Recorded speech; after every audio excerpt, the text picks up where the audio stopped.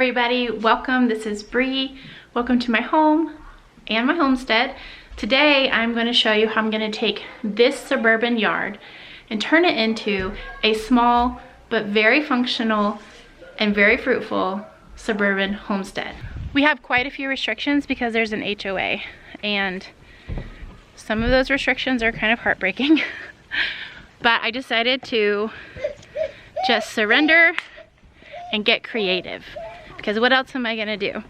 If you don't know, I'm a single mom of 7 kids, and we recently moved into the suburbs from the country. And before this, we had a 20-acre farm where we grew quite a bit of our own food. Now we live in a neighborhood where we have maybe half an acre where we can grow fruit, food, flowers, herbs, and anything else that we can get creative about within the confines of an HOA. Let me start by telling you the restrictions of the HOA. I think they're probably obvious if anyone's ever lived in a neighborhood. No chickens, no poultry at all. That was the one that was devastating to me. I fully expected to not be able to raise livestock here, though there are some neighborhoods, what is it called? They're called like agri-hoods, that are realizing that those kinds of things are super beneficial to every part of your health, physical, mental, spiritual, and they are building neighborhoods now with the mindset of we will grow animals here. This is not one of those neighborhoods, though the lots are quite large and the houses are nice and far apart, and you have quite a bit of privacy, so those things are kind of nice. Another restriction in this neighborhood that I would have never even considered would be a restriction is you can't have fences, at least not permanent ones. No one has said anything yet about electric fences, electric net fencing, and the reason that creates a problem is because there's a lot of deer in this neighborhood, and they're not really afraid of people from what we've gathered. I mean, they will run away, but only a few feet. So obviously if I'm going to grow food, flowers, have a small orchard, berry bushes, I have to protect those things from the deer, or there will be no fruit from them. So today I want to give you the grand tour, and I'm going to show you how I'm going to take this and turn it into this.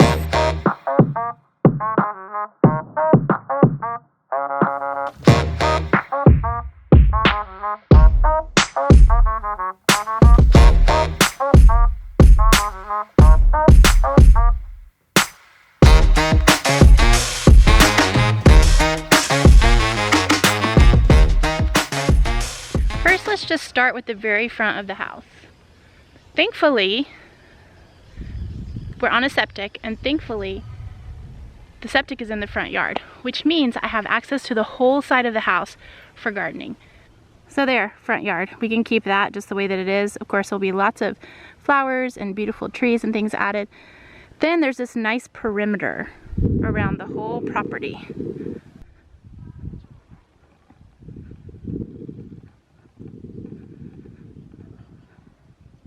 I feel like that perimeter would be, one, a really good place to plant trees and bushes and things like that to provide a living fence. Not necessarily made with like willow branches or something, but just with the trees and bushes of my choice. There are some holly trees and some holly bushes and some other trees planted. I don't particularly like them. I'm hoping to rip those out and put in something that is more beautiful and also hopefully edible. Certain kinds of berry bushes, dwarf apple trees, dwarf cherry trees, things like that, and just provide myself a nice perimeter of privacy while also creating my suburban homestead. Sorry, can you guys see me? The sun's right beside me. Can you guys see that? Berry bushes and dwarf fruit trees all along this edge. And probably not all edible things. I'll probably throw in these beautiful things. Like, I personally love butterfly bushes, and so that's something I would probably put in there as well. It also attract a lot of great pollinators. So what would you put on a suburban homestead for like your living privacy hedge that was edible? What would you put there? Whoa, you are really fast. Good job. Whoa, don't knock me over. I got your baby sister on my back. What do you want to grow on this property? Besides animals. We can't have animals. What kind of vegetables or fruits do you want to grow? Tomato. Tomato? What kind? Red ones, green ones, striped ones, brown ones, yellow ones? Green. Do you like eating green? No, red. Red? Mm-hmm. Can you make green ketchup out of green ones? Yeah, you can also make green salsa. Green pickles. Well, I guess pickles are usually green. So I have the whole side of this yard that I can use to grow a garden. I'll measure it for you guys sometime. It's significantly smaller than the garden I've had in the past, probably about half the size. So I will be having to decide what I'm gonna grow, what I'm not gonna grow, how much am I gonna grow, meaning like, will I try to grow a whole year's worth of food, or will I just try to grow stuff for us to eat fresh through the summer? So there's a lot of decisions to be made about that. But I do think that if I'm careful and if I do this really efficiently, I can grow a very significant amount of food.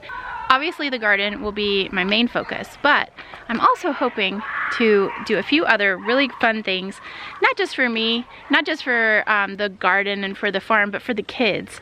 My kids are really missing the hands-on aspect of living on a farm and having chores and having a focus other than just playing in school and cleaning the house.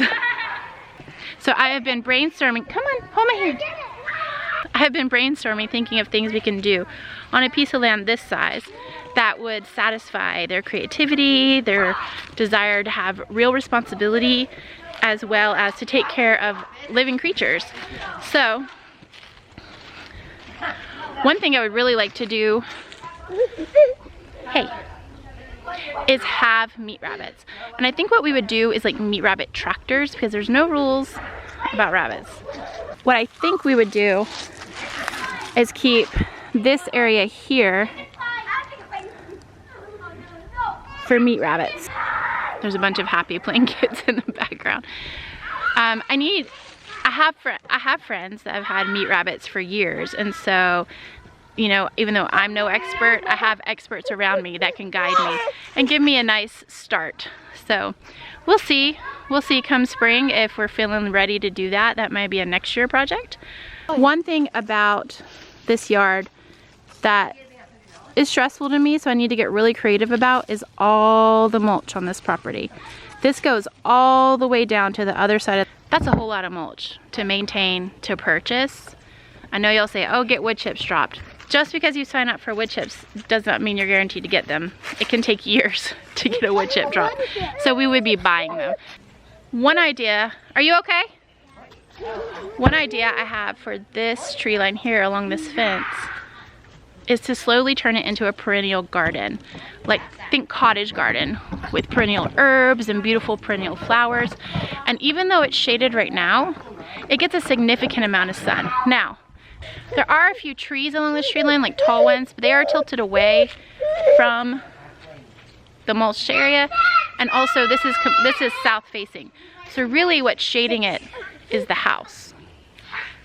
But at least right now, it gets a significant amount of sun during the day, like pretty much the entire day until the evening. It's like 5 o'clock right now. So that's what I'm thinking is perennials, like a nice perennial cottage garden that will be beautiful, that will be lovely, that will provide some herbs, but also that will provide cut flowers. And to me, flowers, herbs, beauty are just as important as the food. I'm gonna keep this backyard space, our back deck's right there, as like an entertaining area, because this back deck opens up right out to the backyard, and I really like to host. And so I feel like I have enough garden space, and there's enough spaces to tuck things in here and there. For instance, one thing, I'm gonna see how the summer progresses with the shade here, but if there is significant sun, which there is right now without the trees being filled out, and there's hardly any trees, I would like to actually fill this in all the way. You see down there where it's still sunny along the fence line?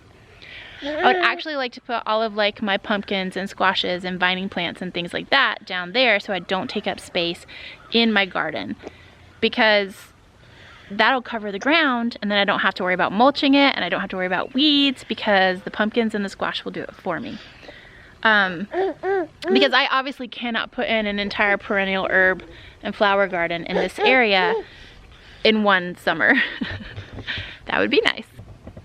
What are you excited about growing on this property that we haven't got to grow in a long time, or maybe something new? Carrots. Carrots, oh yeah. Are there any projects that you are thinking about trying to do? I get a trampoline. Get a trampoline. Try not to bang my arm, okay? Okay. Get a trampoline. What about like farming, homesteading type stuff? Is there any kind of projects you're thinking about doing? No. Bees? Mushrooms? Compost? Worms? You want to help me grow worms? Sure. I think I'm going to become a worm farmer. No, I'm not kidding. I'm actually totally serious. Because we don't have a way to make compost. As like before, we had so many animals that we rarely had to buy compost. Once we got our compost system up and running with the animals, and we're cleaning out the barns and had them in the barns in the winter, you know, so we could have compost. So you can farm worms and make worm compost. Sure. You want to help with that? You want to be my worm farmer? We'll learn together because I don't know anything about it. You guys have always liked selling the produce that we grew and lemonade stands, and now we live in a neighborhood. I bet you'd sell even more here. Maybe more or less. Yeah, who knows? Depends on how generous people are and how much they want fresh produce. Fresh! Every time I try to talk, they start crying. So for this entertaining area, I'm thinking, you know, one day, a hot tub up on the porch. But initially, probably within the next week, I'm gonna put a fire pit over. You can kind of see where the well is. Here, we take it. I want to put it like right there, kind of like over away from the house, over in this nook, so then that leaves the rest of this yard for playing. We have a teeny tiny smidgen of woods up here in wood chip wonderland. Like really, how did they maintain all these wood chips? It is an incredible amount. We have a small strip of woods that we share with the neighbors along this end of the house, and we only got a few feet into those woods, and they're completely filled with multiflora rose. If we had some pigs, we could have that cleared out in just a few weeks and then plant grass, and it would be a really beautiful place for the kids to play. Yeah, because they would eat all the thorns. Yeah, they would dig them up with their nose, wouldn't they? They would hurt their nose. But I think when they say no livestock, they definitely mean no pigs. I'm not sure yet how I'll get this cleared out without animals to help me. But once I do, I'd really like to make it a really lovely place for the kids to play, as well as growing mushrooms in there. Did Mommy need you to go get her shoes for her tender feet? There's like all of these prickles all over the place. Put it down so I can do a video too. How are you walking up here and your feet don't hurt? Well, they hurt a little bit. But it doesn't bother you? Wow, that's impressive. The previous owners planted a lot of bushes and trees along this bank. Let me talk. Hold on, I want to finish what I'm saying. I'm not sure yet if I'm going to keep these, rip them out. It seems like it would be good to keep them because they're going to hold the bank in place. But I am brainstorming about what I can do with this space to make it a more productive space. It really doesn't get a lot of sun. So, we'll see. Okay, what do you want to tell me? Know those things where you grab them and you go shoo, shoo. Is it a plant? No. Is it a machete? Oh, you want to use a machete, a sai. And then like you and the boys could go in there and just clear it out? Yeah, like shoo, shoo.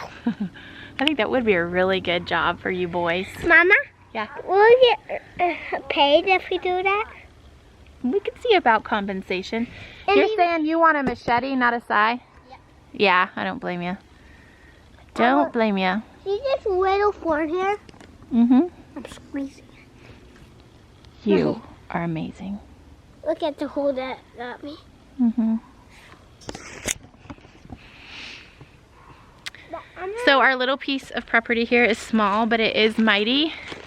I look forward to the challenge of making this place beautiful and productive without overwhelming myself.